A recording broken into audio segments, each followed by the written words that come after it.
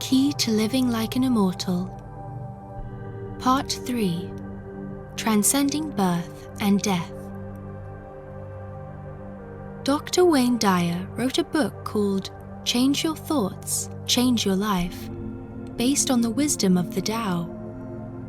His book also has a unique English translation of this ancient Chinese classic, as well as his personal reflections on the meaning of each verse. He also gives additional insights or advice about how to apply this ancient Chinese wisdom to your life. There are additional sections after Dr. Dyer's explanation of each verse, containing advice and some self-reflective or meditative exercises. Their purpose is to help you figure out how to turn your new thoughts into action. To see changes in your life, you will have to do a lot of inner work on yourself.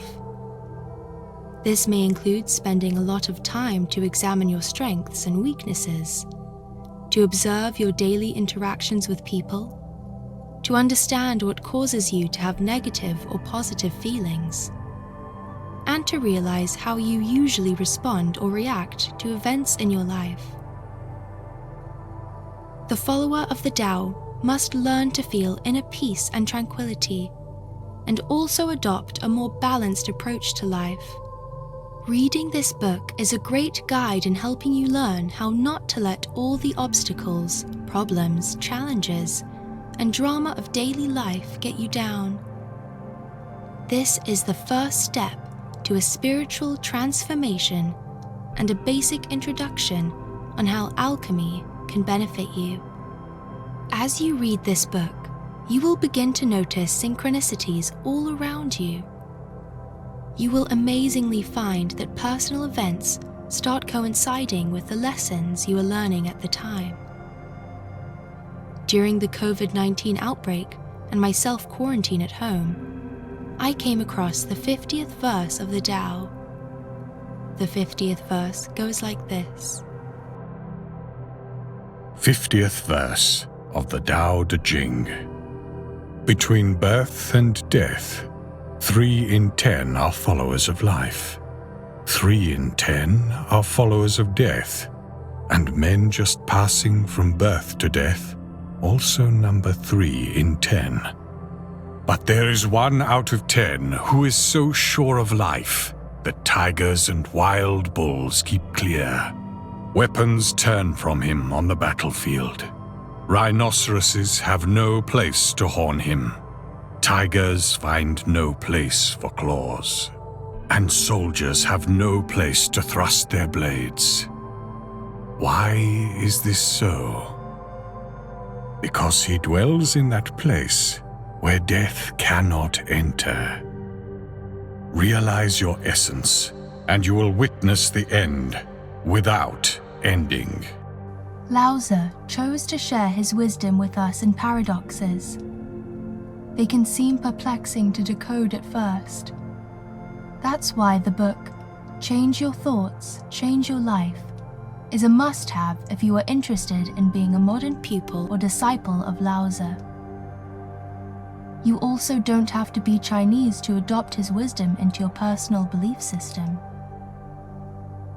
Lao Tzu, in his 50th verse of the Tao, talks about 3 types of mentalities that most people generally have between the spectrum of birth and death. Then he talks about a rarer 4th mentality that can lead a person to become a master by transcending the spectrum or cycle of birth and death. In other words, the master alchemist is able to transcend space and time by producing an inner elixir or substance of Qi through the controlling of their mind, breath, and posture. To transcend, you also need to come to the mental realization that you are not your life, and you do not end with death. Life is just your entry into your virtual earth world, and death is just your exit. Start making the concept of being an immortal a part of your whole being and every cell. It will give you the strength that you need to overcome many difficult situations. Between birth and death is the first line. Shakespeare once said, "To be or not to be, that is the question." If Shakespeare was inspired by Lao Tzu, he would have said, "To live or not to live." It would be Lao Tzu's way of asking you, will you choose to be a follower of life or of death? 3 in 10 are the followers of life. My interpretation of the followers of life that Lao Tzu describes are the people who are the keepers, preservers, and protectors of their lives. If they are successful at protecting themselves, well, they can live to old age. They seek long life and longevity, so they try to be good stewards of their bodies. They refrain from doing things that could be detrimental to their health in the long run, such as excessive smoking and drinking. Followers of life are cautious in their footsteps and are careful about where they go, and they won't participate in activities that could be considered unsafe. These types of people plan in advance and will prepare for a long journey ahead, or what they might need just in case of an emergency. During the coronavirus outbreak, followers of life may stock their homes with everything they need and willingly participate in self-quarantine.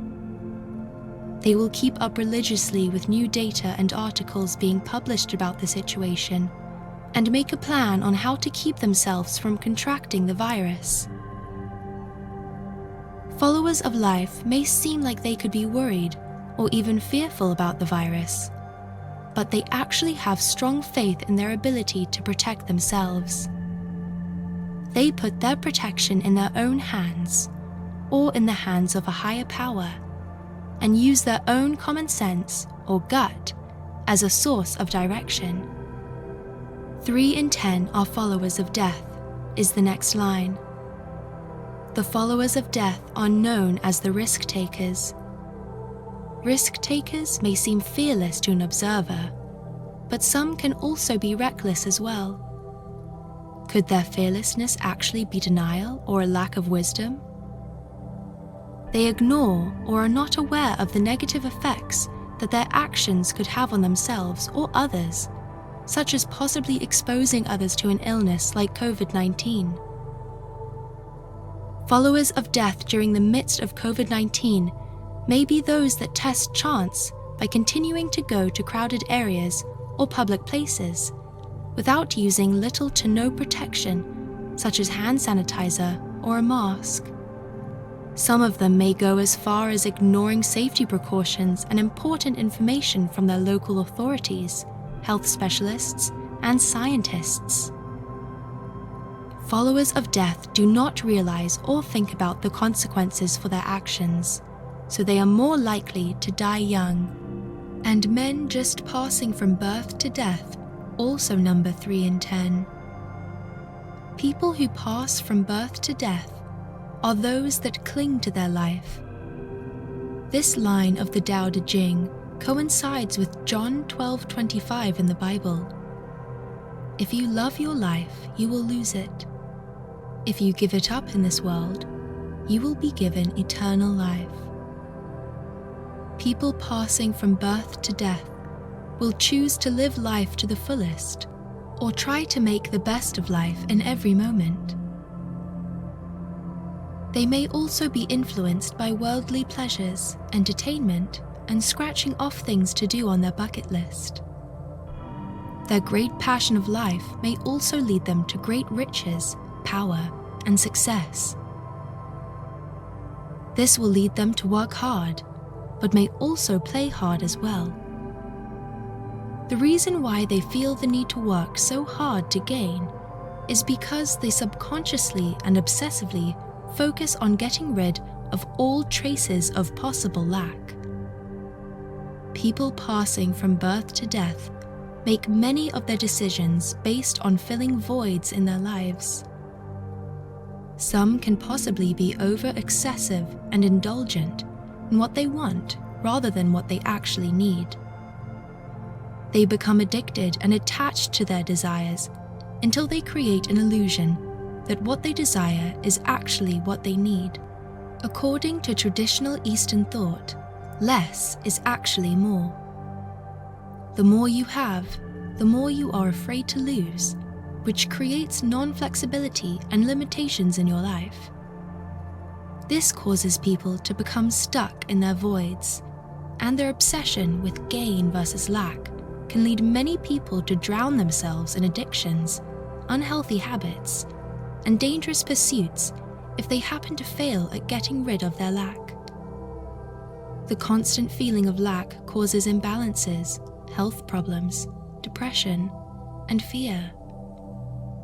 Choices based on endless fear can possibly lead to death.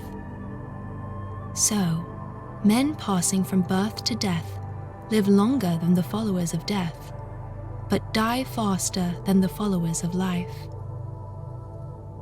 Those who moved from the life mentality to the death mentality in 2020 would be the ones who overstocked on supplies during this time due to paranoia. Or they put their endeavors and pleasure-seeking before their safety and health. Is it possible that you become more aligned with your immortal self when you become less consumed with the material, the external, or what is going on the outside of you, and more consumed with the spiritual, the internal, or what is going on inside of you?